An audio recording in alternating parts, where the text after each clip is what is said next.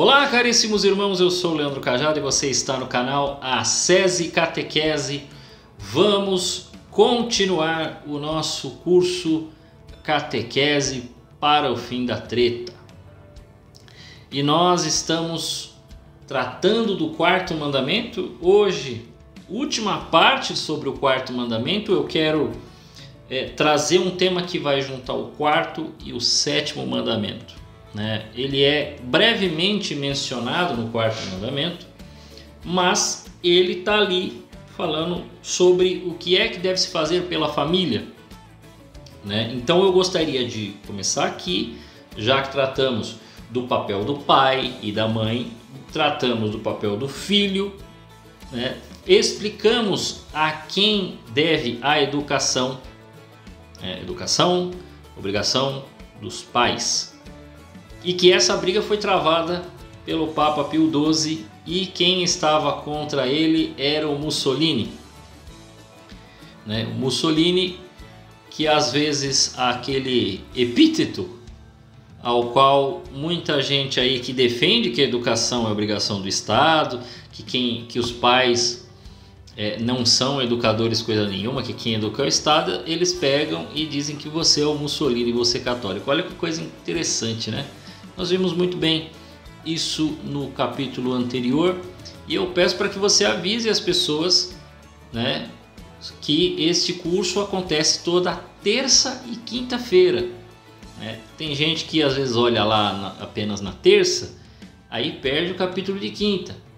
Então avise o irmão, se você sabe que ele está assistindo aí, acompanhando as aulas, que são 2 vezes na semana esse curso aqui. Senão a gente não termina nunca, senão eu vou terminar no final do ano. A ideia é terminar na metade do ano, não no final do ano. Vamos lá. Vamos entender uma coisa antes de eu falar aqui sobre propriedade privada. Que você vai ver o quanto isso é importante, necessário e tratado como um direito. Como um direito pelo Catecismo da Igreja Católica para as famílias. Mas, antes de eu tratar disso, o que acontece? Eu estou entrando agora, vamos dizer assim, quando a gente fala da educação dos pais, a maioria das pessoas ainda não vê isto como um problema político, ainda que veja o quanto, eu até expliquei o tamanho do MEC aqui no Brasil, 300 mil funcionários, o tamanho que ele tem, o envolvimento que ele faz com as escolas, a necessidade que você precisa levar teu filho para a escola. Nem todo mundo, e eu faço questão de mencionar sobre essa questão da educação, aí a questão do ensino, além da educação formal para a construção do caráter, que aí é obrigação dos pais, mas o ensino, muitas vezes, famílias não estão preparadas para o homeschooling, e a grande maioria não está. Porque muitas vezes até o pai não tem formação suficiente para poder orientar o filho. Se muito para acompanhá-lo na lição de casa. Mas ele não teria a condição de dar a aula para o seu filho e orientá-lo. Se tem as famílias que têm, graças a Deus, que bom, glória a Deus, e que possa instruir e até orientar outras famílias qual é o método, qual é a forma. O que não pode é ser proibido. Os pais têm que ter esta primazia para educarem os seus filhos da forma que entendem que é o melhor para a formação deles, futura inclusive, porque você não estuda para o agora, a criança não estuda para aquele momento, ela vai se tornar adulta, ela vai crescer, então ela tem necessidades, ela tem obrigações futuras que virão sobre ela, quer queira, quer não virão. Mas, antes de eu tratar e ler aqui a parte do catecismo, no quarto mandamento, dar aquele breve resuminho do que a gente fala, do que eu já falei aqui, mas com algumas frases específicas, e a gente tratar essencialmente do direito de propriedade privada, eu quero tratar de um ponto perigoso. Já por quê? Porque nós estamos entrando agora em temas que vão adentrar opiniões diversas e que podem criar em você uma sensação de que nós estamos agora realmente tocando pontos de debates políticos, né? Educação tem debate político? Tem, mas muitas vezes ele fica só reservado à renda.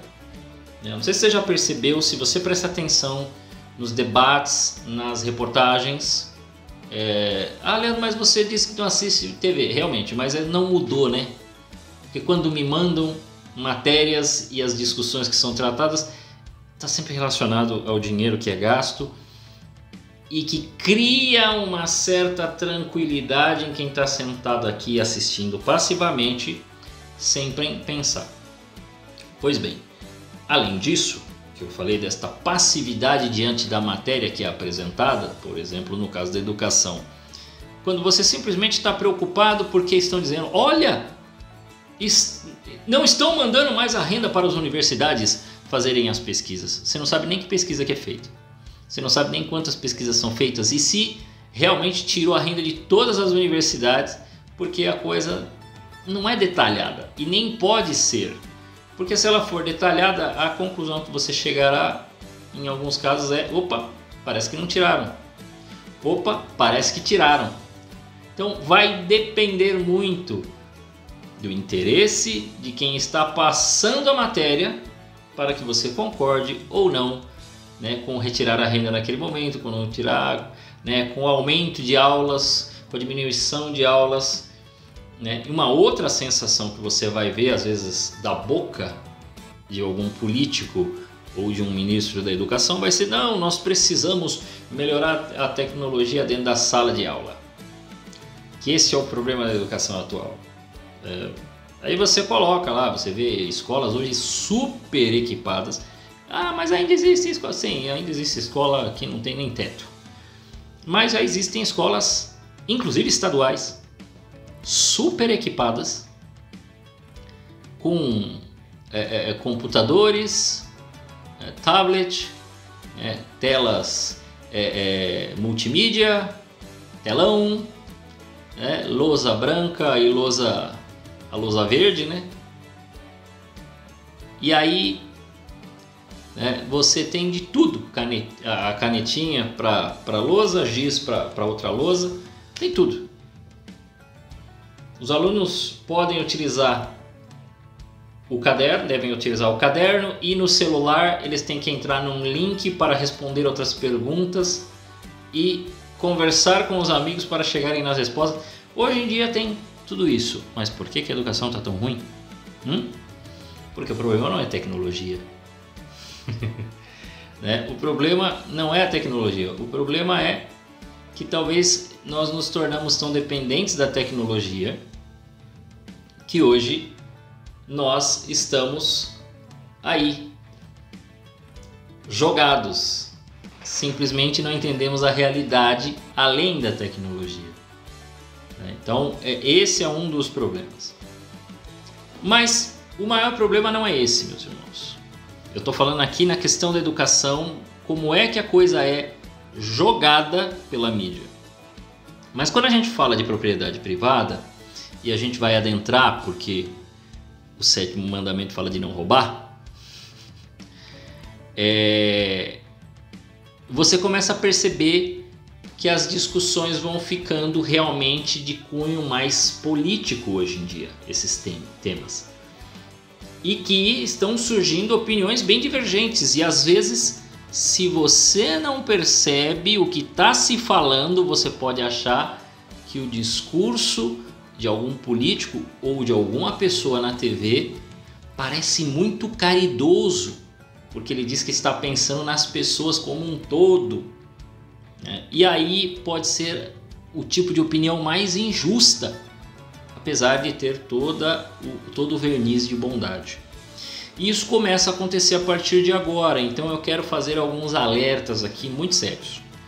Primeiro alerta: você que acompanha diariamente política e você está muito engajado nas suas discussões de internet, postagens e afins, deixa eu te dizer uma coisa: cuidado.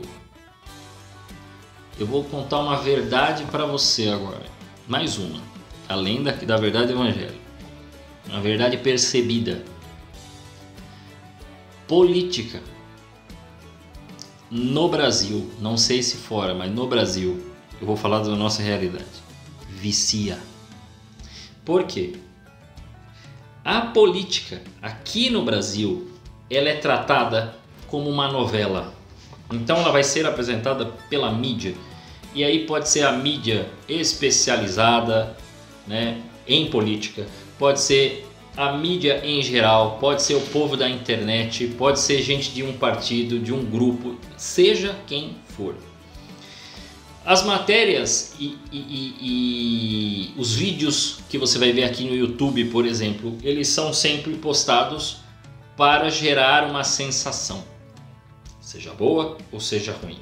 Quando é, né, da linha ao qual você vota ou você acredita, você começa a acompanhar pessoas que pensam parecido. E a primeira coisa que acontece é que vão colocar primeiro leis ou projetos de leis que estão votando e isso vai gerar um problema terrível. Mas isso não acontece, Leandro? Acontece. Isso acontece, existem perigos.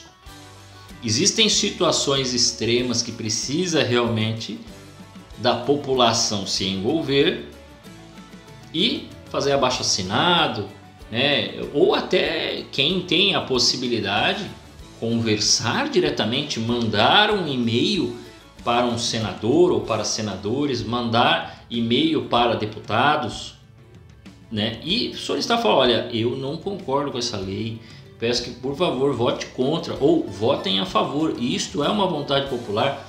É o famoso fazer pressão. Isso aí está no jogo democrático, não tem nada de errado não. Mas o excesso disso começa a tirar de você, né, uma paz que você precisa ter. Você entra nesse jogo, você começa a assistir esses vídeos, você começa a acompanhar a política diária, o dia a dia, cada ação do governo, cada ação do presidente, cada ação de um deputado, cada ação... E aquela discussão que o ator tal defendeu não sei quem, que não sei quem xingou não sei quem, que o outro foi cancelado. Você entra nesse jogo e você se sente parte dele. Por quê? Porque isso parece uma novela, a forma como é apresentado num todo. Tanto as matérias dos jornais maiores, né, que vão colocar e de repente começa a surgir o malzinho e o bonzinho. E veja, eu não estou dizendo que não tem pessoas que fazem bem ou que fazem mal. Eu estou dizendo que os jornais criam uma narrativa. Então às vezes o cara é o problema, mas para a imprensa ele não é, porque ele está atendendo uma demanda que interessa a imprensa, interessa outros grupos. E aí naquele momento esse cara é o mais importante, né? E se necessário for, até prêmio vão dar, vão fazer qualquer coisa, vão chamar ele para uma entrevista em algum, né, algum programa, ou então alguém vai lá para, sei lá, vão fazer qualquer coisa. E isso vai criando, inclusive pelo fato da maioria das vezes o que a imprensa apoia, você não apoia, você vai contra. Isso cria em você aquela sensação do nós precisamos lutar. Então isto cria uma mentalidade, mesmo que você não seja, cria uma mentalidade quase revolucionária na sua cabeça, de que você precisa estar acompanhando, porque se você não olhar, aí o mal vai tomar conta. Se você olhar, o mal vai perder. Mas eu preciso dizer para você, não depende do seu olhar. Aí você vai dizer, eu sei, você sabe, mas inconscientemente você não aceita. Inconscientemente você quer acompanhar tudo o que está acontecendo. E aí você já tem, né, ou se você acompanha algum jornal que você sente que fala diferente, ou você acompanha algum canal de televisão que você acha que está indo de encontro àquilo, então você vê nele mais credibilidade, indiferente do que venham falar do jornal ou do canal, né? E aí você fica naquela coisa, naquela sensação. E por que é que isso vicia? Porque quando acontece uma vitória é dopamina para dentro. E aí você fica naquele... Mas quando acontece algum projeto ruim, você fica naquela tensão, e aí então você precisa lutar e precisa ser, se não fizer, e agora nós temos que resolver, o mundo vai acabar, e agora? Então você cai num vício da política, a política pode viciá-lo. Por que você acha que os políticos não enxergam mais isso? Porque eles já estão tanto tempo nesse vício que para eles é um dia normal. Mas eles estão completamente viciados. Tanto que eles não conseguem parar. Os cargos eletivos não era para ser uma coisa perene, né? O cara já foi deputado, trocentos anos, já foi presidente, aí depois quer se candidatar de novo, aí passado tempo se candidata de novo, e o outro volta, aí se não se candidata vira vice, e o outro volta, aí depois vira ministro. Sai daí, cara! Saiam daí! Né? Bom seria se mesmo os cargos de deputado e vereador fosse uma vez só, depois nunca mais. Né? E não, aí eu vou criar vou manejar para ficar. Não, é crime inafiançável, você nunca mais sai da cadeia. Né? Por quê? Porque esse povo fica viciado, né? E quem tem dentro da sua política de baixo, é lógico que ele não revela, né? Um conteúdo ideológico, ele nunca vai concordar com o que eu estou dizendo, porque ele precisa desse combustível do vício da política para ele levar a coisa para frente, para ele fazer, né, o mundo melhor, aspas aí, né, que ele enfiou na cabeça, que acha que é um mundo melhor, acontecer. Então isto é um problema, vicia. Então cuidado com o excesso de informações, cuidado com o excesso de notícias, cuidado com o excesso de youtubers, cuidado com o excesso de jornais que você anda acompanhando aí para entender. Isso significa que você não deve ler? Você pode ler, você pode assistir, mas cuidado, porque isso começa a tomar conta de tal maneira que daqui a pouco você não tem outro assunto a não ser este. Você vê que algumas pessoas dizem que o problema é a polarização. Em breve eu falarei sobre a polarização, e a polarização não é o problema. O problema do Brasil não é a polarização, o problema do Brasil é que ele não sabe lidar com isso, né? E para alguns isto nunca deveria ter ocorrido. Por quê? Porque eles queriam hegemonia, né? Qual que é o antônimo da polarização? É a hegemonia. Se não existia polarização antes, alguém tinha o poder absoluto, né? E aí o povo não sabe lidar. Por quê? Porque quando você tem uma polarização, mas tem os radicais. Espera. Espera um pouco. É claro que vai ter radical. É claro que vai ter maluco. Sempre tem. Né? Ou vocês só estão acompanhando agora. Há 10 anos atrás nós tivemos... vamos falar desse novo período, né, de protestos, política, do povo todo se envolvendo com política. Tem 10 anos, foi 2013, os famosos protestos de junho de 2013, a turma dos 20 centavos, e não é só pelos 20 centavos, começou aí. E era tudo pacífico? Não, todo final de protesto o que tinha? Quebra-pau e soco com polícia. Aí teve não sei quem que tomou tiro de borracha no olho, e aí os caras quebravam vidro de não sei o que, de cafeteria, de banco e tal. O centro de São Paulo pegava fogo. Não mataram um jornalista da Bandeirantes com rojão, alguma coisa que tacaram lá, pegou nele? O mais surpreendente é que mesmo a imprensa nunca ligou muito, né? nunca relembra esse fato. Será que vão relembrar agora com 10 anos? Bom, pois bem. Então, assim, é lógico que você vai ter gente querendo ir pra pancada. Porque tem gente que não tem paciência. Mas quem lidera, quem está lá à frente de governo, à frente de partido, esse povo tem paciência. E precisa ter paciência porque ele sabe que ele não faz de uma hora para outra. Ele nem consegue, porque ele precisa de meios para tomar o poder, ou para ganhar o poder, ou para vencer a eleição, ou para tomar a eleição, né? Como dizem alguns aí, eleição não se ganha, se toma, né? Então, para fazer essas coisas você precisa de tempo. Você precisa... Então não dá. Por isso que você tem gente que fala, não, vamos lá, vamos fazer. Aí faz um monte de besteira, quebra tudo e tal. Aí depois vai ter dificuldade para lidar com as consequências, né? Por mais certas ou erradas que sejam as consequências. É mais ou menos assim. Você partiu para agressão, você quase perde a razão, né? Você perdeu a razão aí.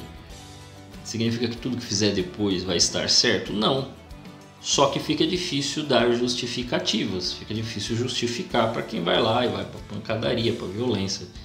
Você não consegue justificar.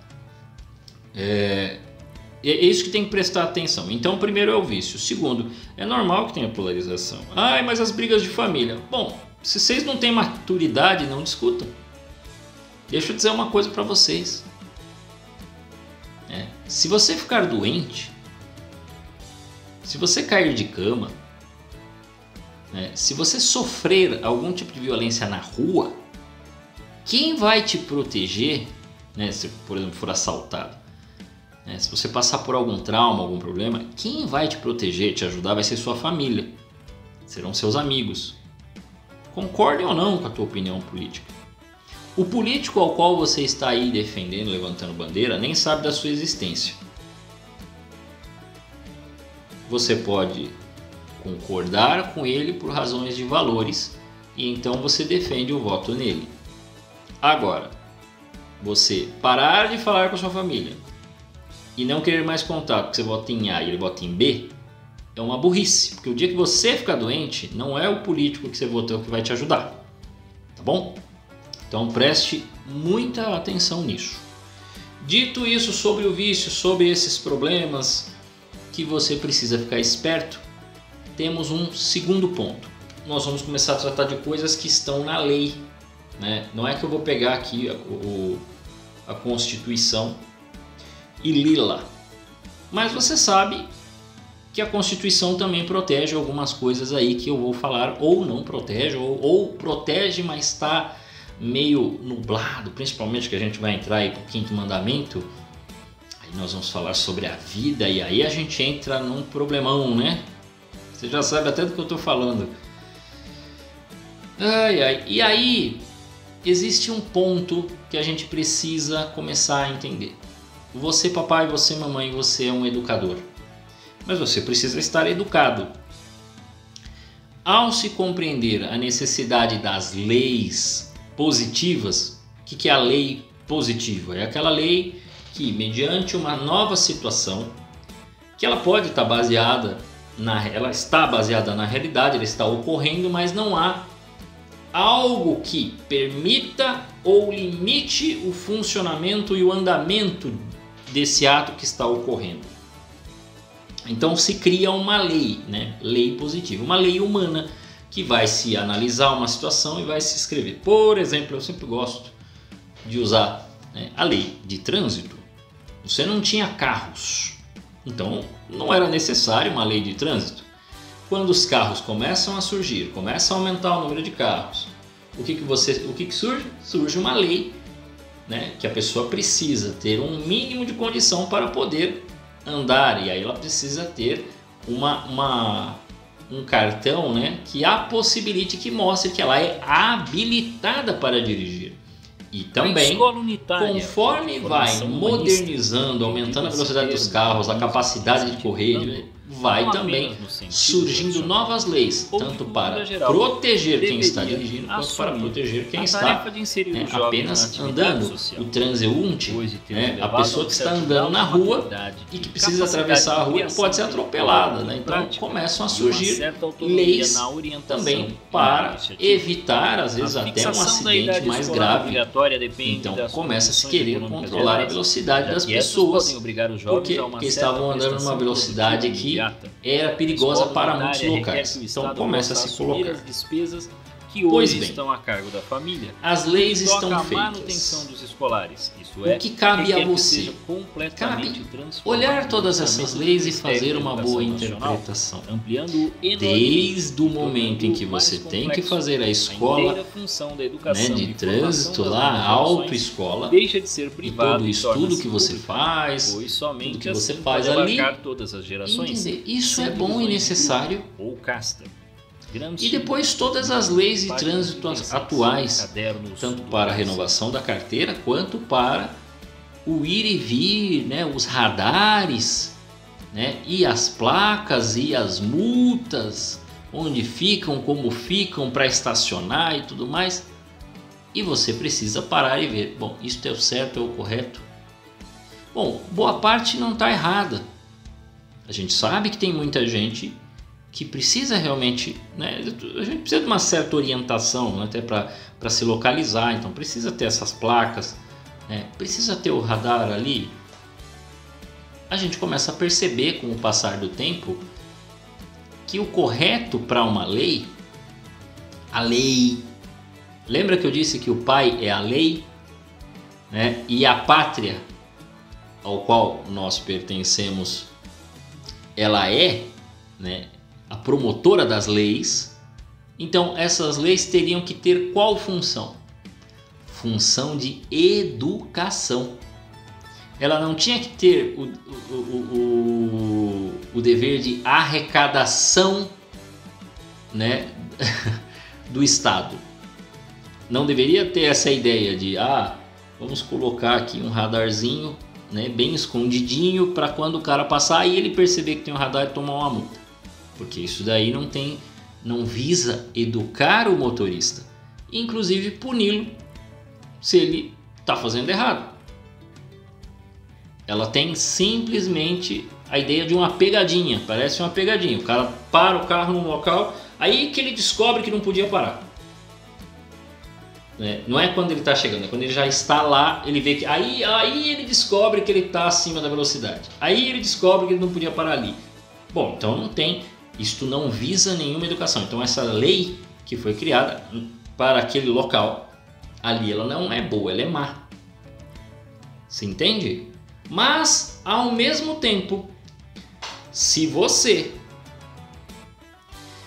é daqueles que pensa assim, se não existissem essas leis, nenhuma delas, eu andaria a 200 por hora na Avenida Paulista, uma avenida grande aqui de São Paulo, bem conhecida, na Avenida Paulista, porque o meu sonho era sair voando ali.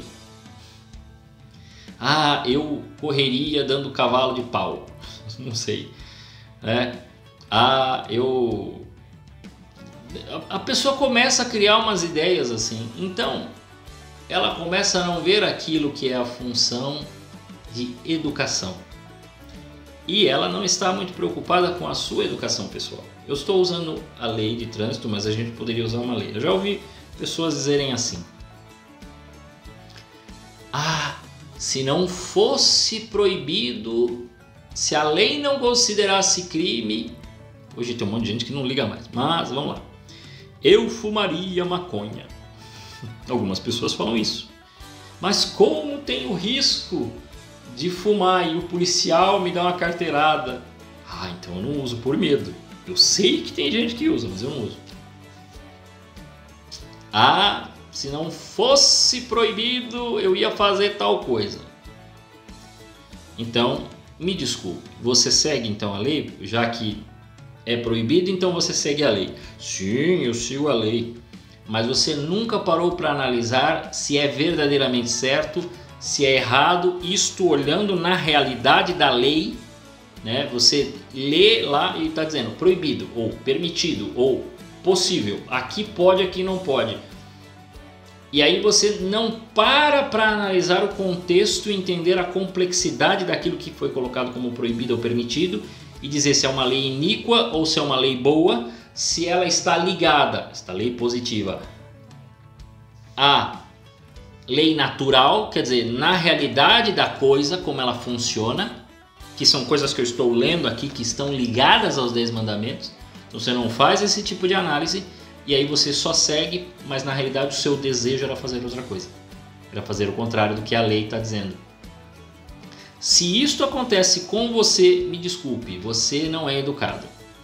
Você é adestrado. E os animais são adestrados. Então você é adestrado para fazer. Então você olha e vê que tem que andar 50 por hora. Então você anda 50 por hora. Por quê? Porque existe o ossinho depois que você cumpre. Qual que é o ossinho? Não ser multado. Então você só faz como um cachorrinho faz para ganhar o ossinho, para ganhar o biscoitinho. Então você não faz para não ser multado. Você é um adestrado. Você segue a lei porque mandaram você seguir a lei. E não porque verdadeiramente você entende na realidade da coisa. Então, 2 problemas aí. O primeiro problema, o vício da política. O segundo problema, como você se comporta diante de uma lei. Se você não entender essas 2 coisas, não adianta eu falar a partir daqui, falar de propriedade privada ou de qualquer outra coisa. Porque se amanhã for permitido qualquer maluquice em relação à propriedade privada, qualquer loucura em relação à vida das pessoas, do nascimento até o fim de sua vida, você vai considerar uma coisa normal se amanhã disserem que as pessoas podem fazer alguma coisa assim. Ah, chegou numa certa idade, tá muito velhinho, né? Vamos agora acabar, né? Tem que ter um fim, né? Na vida de todo mundo vai acabar. Né? Você já tá bem velhinho, né? Deixa, vamos dar um sorinho aí para acabar com tudo, vamos. Porque a lei vai estar dizendo que agora é permitido, então aí agora na sua cabeça agora é permitido, porque você nunca fez uma análise sincera sobre a realidade, sobre a vida, sobre a morte, e então você começa a achar absolutamente normal. Você é um adestrado, você não é educado. Não há diferença entre você e um animal, nenhuma. Por quê? Porque você faz exatamente o que um animal faz. Bom, dito isso, dito essas 2 coisas importantíssimas para a continuidade, e eu fiz questão de gastar um bom tempo, vamos tratar sobre a propriedade privada, nessa nossa terceira parte da aula. Nós tratamos sobre a família cristã, que no 2204 diz aqui, uma revelação e atuação específica da comunhão eclesial é constituída pela família cristã, que também por isso se pode e deve se chamar igreja doméstica. Olha isso. E assim vai falando que ela é uma comunidade privilegiada, chamada a realizar uma carinhosa abertura recíproca de alma entre os cônjuges e também uma atenta cooperação dos pais na educação dos filhos, no 2206. Olha, todo o texto aqui é maravilhoso. Eu estou dando um resuminho porque a gente já falou, nas outras aulas eu já dei um geralzão. E aí fala que a família é a célula originária da vida social. 2207. E vai tratar exatamente disso. E que a família tem que ser ajudada, defendida, protegida, já que ela é a célula originária, ela é a base pela qual a sociedade surge. E então, no 2211, ele vai dizer o seguinte: a comunidade política tem o dever de honrar a família, de assistir e de garantir, sobretudo, o direito de se constituir, de ter filhos, de educá-los de acordo com suas próprias convicções morais e religiosas. Quer dizer, não se pode tirar esse direito dos pais de escolher o que eles querem, de estar aí cuidando disso. A proteção da estabilidade do vínculo conjugal e da instituição familiar. Ou seja, a sociedade e a comunidade política deveriam trabalhar para a manutenção dos casamentos. Quando a gente vê que a mentalidade divorcista é o que toma conta, inclusive de muitos cristãos que já não ligam mais para isso, não veem no casamento algo que não pode passar, e o próprio Jesus, não é igreja, não é igreja no sentido institucional que acordou um dia e falou proibido separar-se. Não, o próprio Jesus fala em Mateus capítulo 19, né? Moisés disse que a gente pode fazer uma carta de repúdio. Não, mas ele falou que vocês são tudo cabeça dura. O correto é isso aqui, ó. Deus fez o homem e a mulher e eles têm que deixar o pai e mãe e vão formar uma só carne, e até que a morte os separe, né? Juntou, Deus falou, água parou, acabou.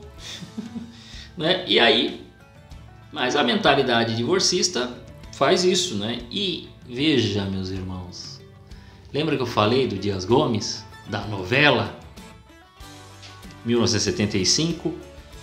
O que começa a acontecer, não direto logo, né? Não foi um boom, não.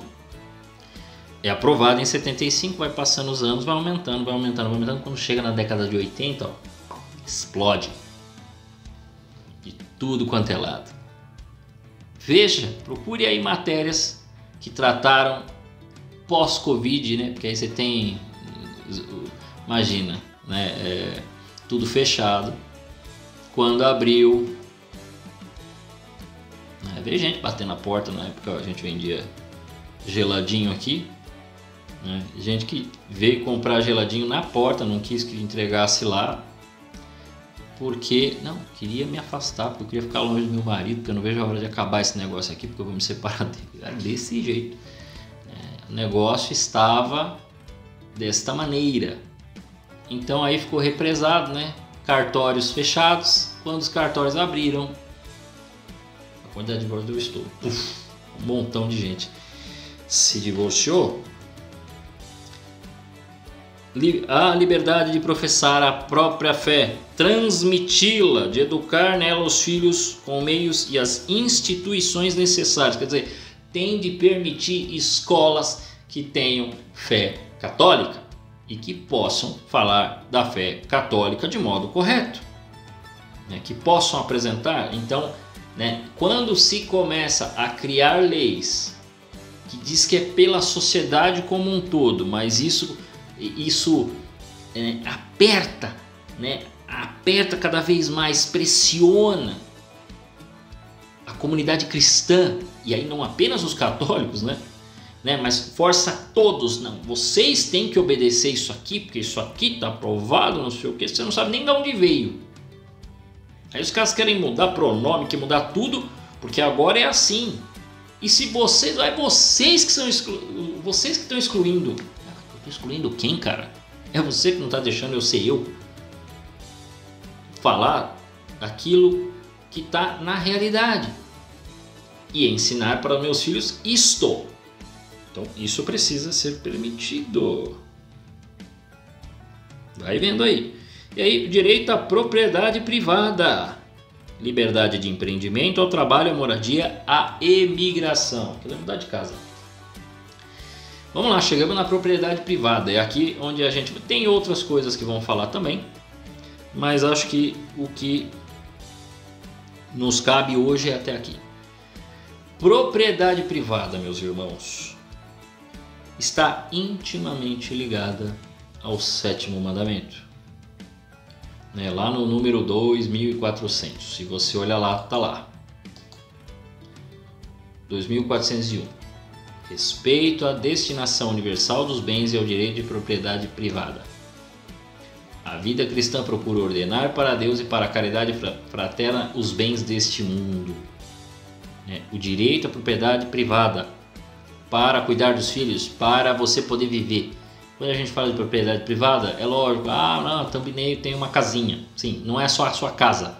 Não é, por exemplo, apenas ao homem que tem a terra do campo para ele produzir, né, na fazenda ou no sítio. Não é só isso. Se você comprar um celular, é uma propriedade privada. Se alguém disser que não é crime roubar, um mínimo que seja, ele está enganado. O roubar é um pecado gravíssimo. Então não tem conversa. Número 2401. O sétimo mandamento proíbe tomar ou reter injustamente os bens do próximo ou lesá-lo de qualquer modo nos mesmos bens. Foge à caridade. Quem sou eu para dizer que você não tem a necessidade de ou do que? Ai, Leandro, mas tem que entender que tem pessoas que têm muito e outros que não têm nada. Mas eu entendo isso. Agora, o correto para resolver o problema é roubar de quem tem? É invadir a terra de quem tem? É você tomar do outro e aí perverter dizendo que quem tinha era o problema e quem não tinha é a vítima? Você está confuso aí, meu amigo. Os dois acabam de sair, eu vou deixar a coisa no estado de graça. Duas pessoas entraram no confessionário, se confessaram, estavam arrependidos dos seus pecados até aquele momento, se confessaram, foram para a missa, comungaram, ficaram. Eu estou fazendo aqui, né? Eu vou criar uma história absurda, tá? Os dois fizeram tudo isso, ok? Saem dali. Um está indo para casa. O outro, apesar de ter se arrependido dos seus pecados, olha para o outro e fala: eu preciso ter o celular dele, porque eu não tenho celular. E eu tenho uma vida muito ruim. Então ele vai e tenta tomar o celular e consegue.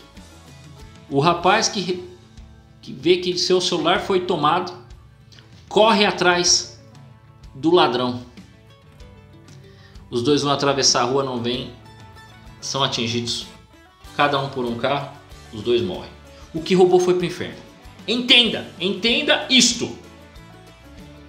Não me venha com conversinha de ele tinha necessidade. Inferno, tá? Pare de ser materialista. Pare de ser invejoso. Ou de querer justificar: mas aquele terreno, mas aquele local improdutivo. Não é problema seu. Qual é o papel que você tem lá? Então, muita gente se envolve e fala besteira. A coisa é muito simples. Entrou no negócio? Entrou na invasão? Você está em risco. Pecado gravíssimo. Você está em pecado gravíssimo. Você está participando da invasão? Você está invadindo lá para tomar? Mas agora parece que vai ter, uma mediação, porque foi criado, porque tem que vir agora os grupos de não sei quem. Pecado gravíssimo. E quem concorda, vai junto. Pecado gravíssimo. Arrependa-se. Você que concorda com invasão de terra, com invasão de casa, com invasão de propriedade, com roubo de celular. É só um celularzinho. Mas então, Leandro, mas aqui no Brasil não tem mais esse projeto de lei que foi aprovado lá na Califórnia. Porque na Califórnia foi aprovada uma lei, eu não sei, até 800, acho que é quase isso, até $800. Se o cara pegar, não dá nem cadeia. Não é considerado roubo, segundo a lei. E aí, você que até há pouco tempo atrás disse que faria coisas que você só não faz porque não é lei, você ia começar a roubar? Quer dizer que você vai começar, a partir do momento, se aprovarem esse negócio do Brasil, você vai andar no shopping, digamos que eles falam lá, acho que é $800, fosse aqui R$800. Quer dizer que a partir de agora você vai andar no shopping, aí você vai ver lá, vou dar até o nome da loja, Tu entra na Hering e vê lá, tô precisando de umas camisetas, a camiseta tá barata, Tá barato para esse $800, reais. Tá barato para roubar. vou pegar pra mim. Aí você vai lá, pega uma camiseta. Você vai lá eu queria tanto esse livro, pega o livro. Ai, você tá ali na frente da loja, né? Da Claro, da TIM, da Oi, da Vivo. Aí você vai lá e pega o celular. Porque não é mais crime. Você é um animal. Né? Na verdade, os animais não roubam, né? Mas você é um animalzinho. Porque agora você é adestrado. Agora é lei. Que não é mais crime. Então eu posso pegar. Posso pegar emprestado para sempre. Essa é aí a cabeça da pessoa, né? Leandro, mas olha, continua primordial. Veja o que o catecismo da igreja fala sobre a destinação universal, que o homem ele tem que usar os bens para o bem comum. Sim, eu não estou dizendo que é para você se apropriar das coisas e querer cada vez mais coisas e cair num consumismo, né? E ser uma vítima do consumo, do marketing e comprar um monte de bobagem que você não precisa e você ficar preso a coisas, a roupas, a cartão de crédito e aí você vai gastando e gastando e gastando. Não é isso. Isso aí também você vai cair num pecado perigoso, né? Você vai ficar num vício do consumo, né? Eu preciso ter isso. Mas por que você precisa? Não sei, é porque todo mundo tem. Não, isso é uma bobagem. Mas eu preciso afirmar isto, de que é um pecado gravíssimo, injusto, falha na caridade se você está roubando algo de outro. Se você nunca percebeu isso, né, que parece que está fazendo parte das políticas públicas, que o pessoal começa a defender roubo. Não pode ser aceitável. Não pode ser, não, mas é a cabeça dele. Não pode. Isso não pode partir. Não pode haver justificativa para isso. Você não pode justificar o crime e achar, não, tá normal. Mas todo mundo faz, né? Mas estão roubando. Não. Assim como é inaceitável que se justifique, sei lá, amanhã, por conta de roubos, você justificar latrocínio. Mas ele tentou se defender. Mas ele tinha o dever, né? Tudo bem. Ele tinha que primeiro proteger sua vida. Então é só um bem, né? Tô aqui com meu celular, você quer roubar? Não. Mantém minha vida. Eu entrego meu celular, tá tudo bem. Leva embora, tchau. Acabou. Você protege a sua vida, então em primeiro lugar a vida. Você não tem nem como se defender, você não vai tentar, né, sair na louca, na mão com um cara que está com uma arma. Você entregou o celular, tchau, nem vou olhar para o seu lado, vai embora. Quer levar o carro? A chave. Você protege a sua vida, em primeiro lugar a sua vida. O bem vai embora, deixa o bem embora. Agora, não se pode aceitar que isso vire lei. Entendeu? Porque estão discutindo isto. Estão discutindo que isso pode virar uma lei e permitir. O cara pode invadir. Amanhã você chega na sua casa, tem alguém lá. Não, aqui é minha casa também. Você tá maluco, né? Ou a gente não precisa ir só para as invasões. A gente pode ir também para a conclusão que o governo chega de que eu sou o governo, então todas as terras, todos os lugares pertencem a mim, né? Eu que mando esse negócio. Então, já sei o que eu vou fazer. Se todas as terras são nossas, nós comandamos, nós somos dono de tudo, né? E aí existem algumas coisas que dão essa impressão, né? O pessoal assim de linha mais libertária vai dizer que os impostos cobrados, por exemplo, sobre o carro, sobre o imóvel, né? O IPVA, o IPTU, são já uma forma do governo dizer para você que ele é dono disso, né? Meu avô costuma dizer, a gente não é dono de nada. Aí eu falo, por quê, vô? A gente é dono do quê? Todo ano a gente tem que pagar para continuar morando onde a gente mora. A gente paga lá o IPTU. Ele tem razão, a gente paga lá o IPVA, porque tem razão, faz sentido. Mas eu nem falo nesse sentido, porque aí o correto, né, é que aqui não funciona, mas o correto era, se você está pagando IPVA, deveria haver, esse dinheiro deveria servir para a manutenção das estradas. Né? Só que o governo faz questão de dizer, não é obrigatório. Né? O dinheiro que vai para não é obrigatório que seja efetivamente direcionado. Se fosse efetivamente direcionado, estava resolvido o problema do trânsito. Tá? De estrada, de buraco, seja para a cidade, para o estado, para o país. Estava resolvido. Assim como outros que deveriam atender para a saúde, né? Estariam resolvidos aí os problemas da saúde. Mas não é assim que funciona. Mas existem leis que são aprovadas hoje em dia em alguns países do tipo assim, olha, você que tem mais de um imóvel,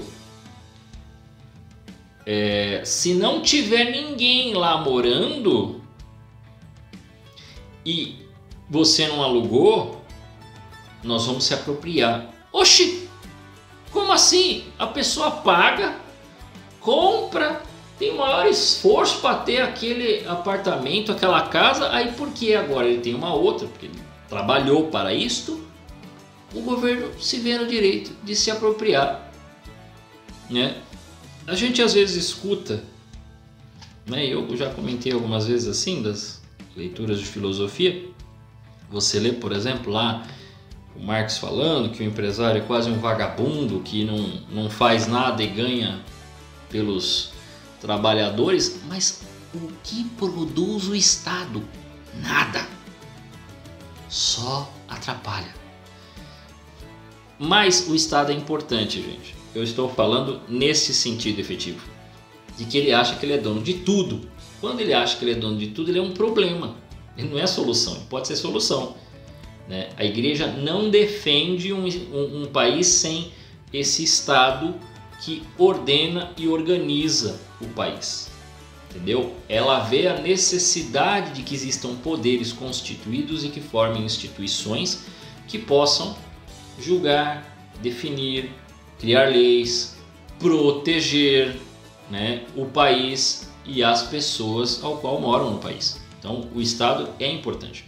Mas quando ele começa a achar que ele é dono até da sua consciência, que ele é dono de onde você mora, que ele é dono dos seus filhos, porque ele é o Estado Todo-Poderoso, né? Quase ele mesmo acha que é criador do céu e da terra. Né? Ainda não saiu, saem outras bobagens da boca desse povo. Então aí não dá para concordar. Aí eu não posso concordar com o Estado tão grandão assim, achando que ele é dono de coisas que eu trabalhei pra caramba pra ter, aí eu boto pra alugar, aí o Estado acorda amanhã e fala, não pode não. Aí meu amigo, aí não dá, né? Então é isto, nós precisamos, e é um direito do homem a propriedade privada. Por quê? Exatamente para ordenar a sua vida, né? Para você cuidar da sua família, para que também ao cuidar da sua família, dependendo do que você possui, você possa oferecer, não é que vai ser grátis, né? Não se prevê, gente, a forma como a sociedade se constitui, a cultura dela, não é isso que a igreja, nem Deus quer derrubar. Eles não estão falando, olha, derrube tudo que está aí, nada presta. Voltemos ao escambo, quer dizer, a troca. Eu tenho um livrinho, eu vou tocar para você com a capinha. Eu não tenho isso aqui. Não, isso aí vai ficar inviável. Então, o dinheiro ajuda nesse ponto. Porque não dá para voltar para o escambo, gente. Não dá para voltar para a troca. Como é que você vai ficar definindo trocas? Quem é que vai colocar uma lista? Olha, nós vamos trocar um livro por outro. Ah, mas se tiver um livro grandão, aí vai dar para trocar por uma bola. Se tiver uma bola, vai dar para trocar. Não dá para fazer isso. Entende? Então você precisa de alguma coisa que faça essa intermediação. A intermediação das relações de ida e volta, de troca, virou um negócio chamado dinheiro. Então isso facilita. Então você precisa do dinheiro como uma ferramenta. O dinheiro não é tudo. Ele ajuda você a poder estabelecer relações comerciais e poder ter coisas.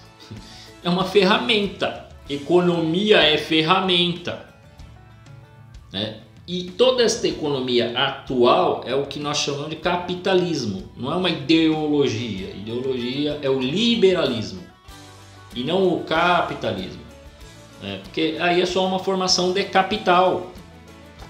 Você nunca entendeu isso porque está na boca de político. Capitalismo, capitalismo, capitalismo. É o cara que xinga e daqui a pouco ele sai com um carro importado, com 7 seguranças, tudo mega armado. Aí ele fala que você pode e não pode, o que você pode e o que você não pode fazer, que ele está te representando, afinal de contas ele sabe tudo. Então, cuidado com esses políticos aí, muito vaidoso.